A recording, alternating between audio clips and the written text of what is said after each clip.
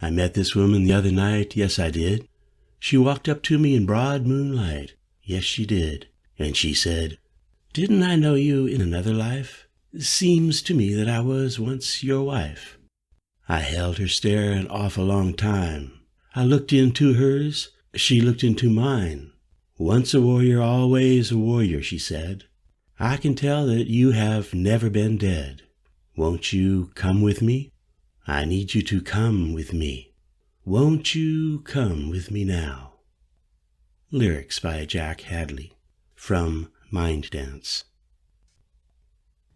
Toward sunset, about 50 miles from Guatemala's central border, Mahi guided us off into rugged highland farmland and forest, bumping along on a dirt road past local farmers.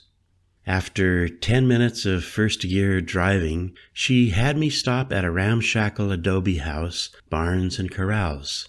As she walked over to the house, a gaggle of ragamuffin kids surrounded my camper, so I got out and fooled around with them, enjoying a bit of nonsensical kid fun. Mahi came back out. We hopped into the van and drove on up the canyon. "All is as it should be," she told me. "We can feel entirely at peace here. They want us to stay for dinner, but no, I want a quiet evening."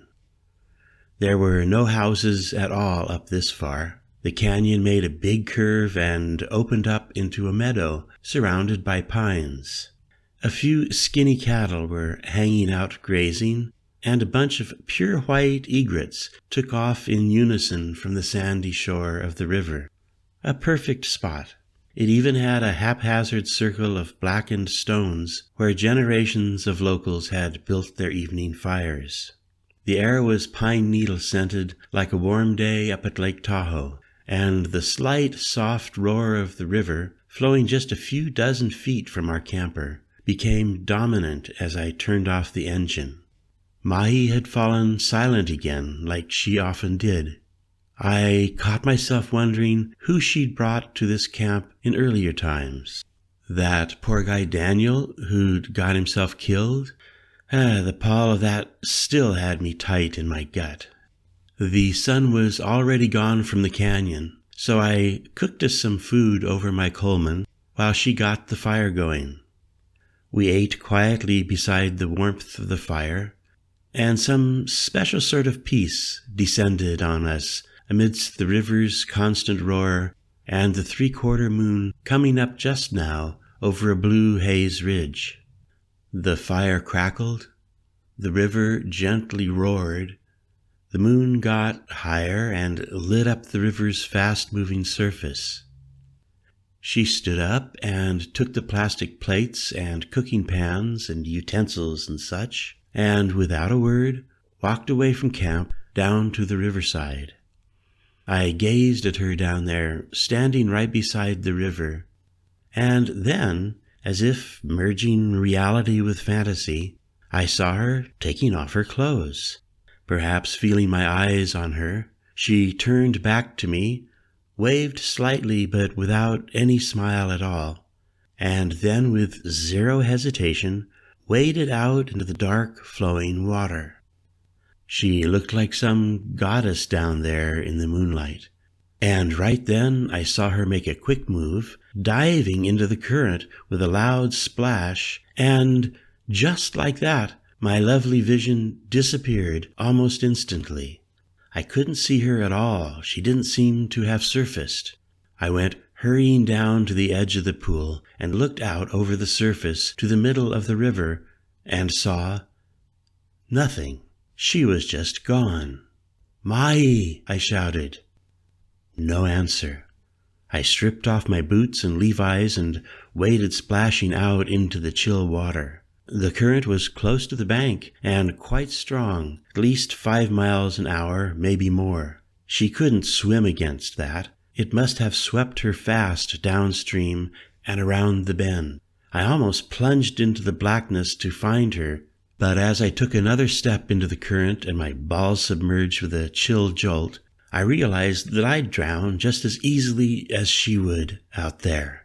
So instead I ran back to the van, grabbed my flashlight, and hurried back to the water, shining a beam of light out over the moving blackness.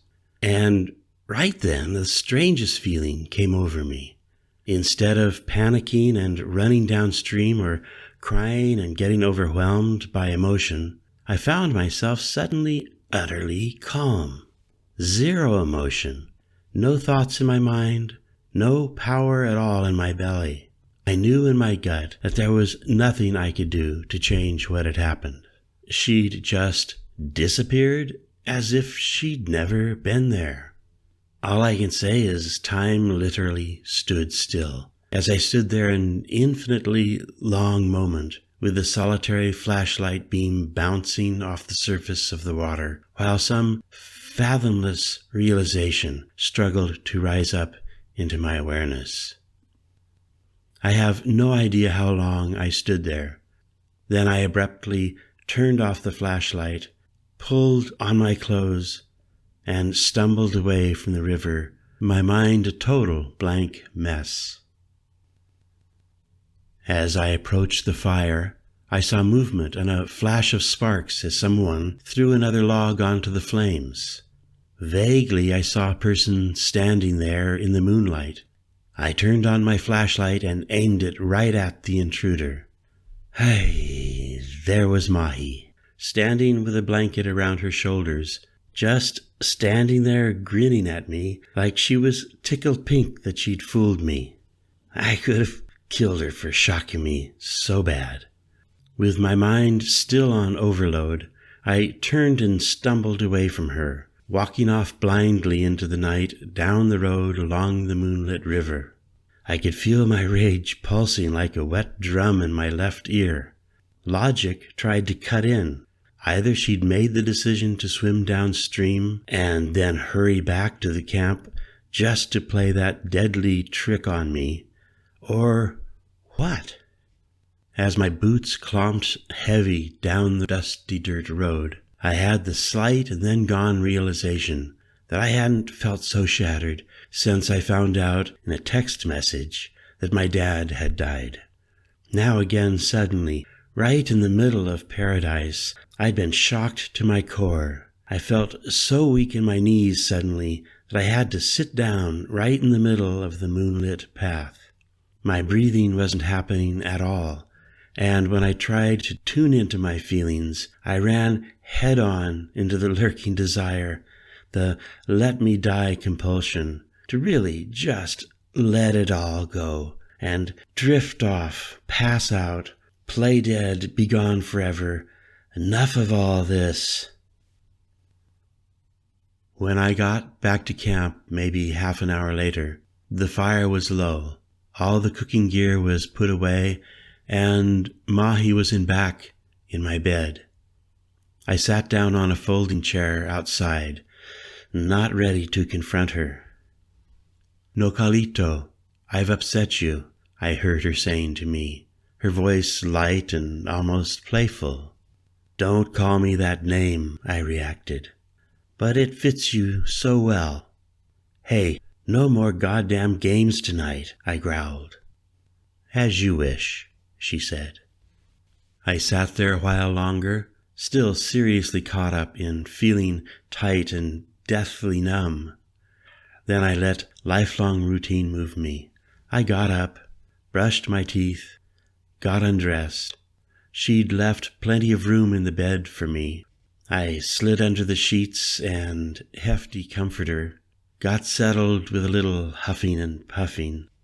After a few breaths, I started to calm down, but my heart was still pounding loud in my left ear. "My dear friend," she said very quietly, "I assure you there was no forethought. It just happened. I went down to wash the dishes. I felt like I was finally able to be in love again. My heart was singing one of your old country western tunes. And then the crazy desire crept up behind me and overcame my sensibilities. I became utterly possessed by the compulsion to be in the water, and so si pues, without thought I took off my clothes and dove in. With the plan," I growled back, of swimming downstream and scaring me to death that you drowned, then sneaking up around like you did. Great joke."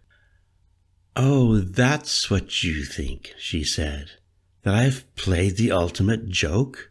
Well, now you'll never know if I've drowned and returned in this fleshy astral body. You'll never know if you're making love with me or with my occult double." "Not much love-making around here anyway," I said back at her.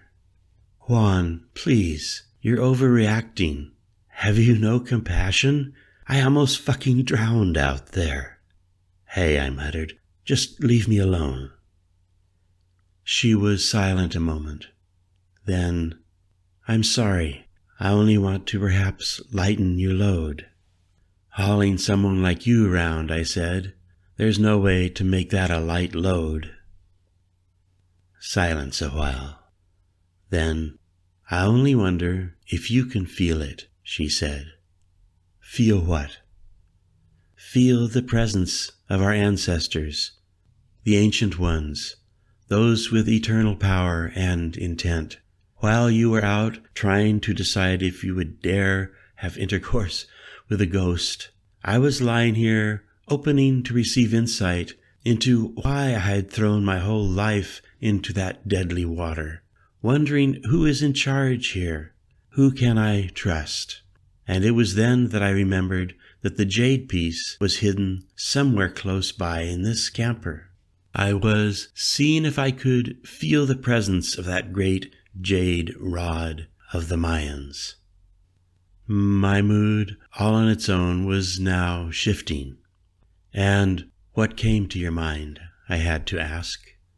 She said all I could think about, my love, was yours. "Jesus, don't you realize how manipulative you are?" "What?" she bounced back. "Being playful as much as possible in this overly challenging universe? Is this what you call manipulating? Maybe it's the only way I know, Juan, to relate, being so bashful." "So were you this way with Danielle too?" I fired back.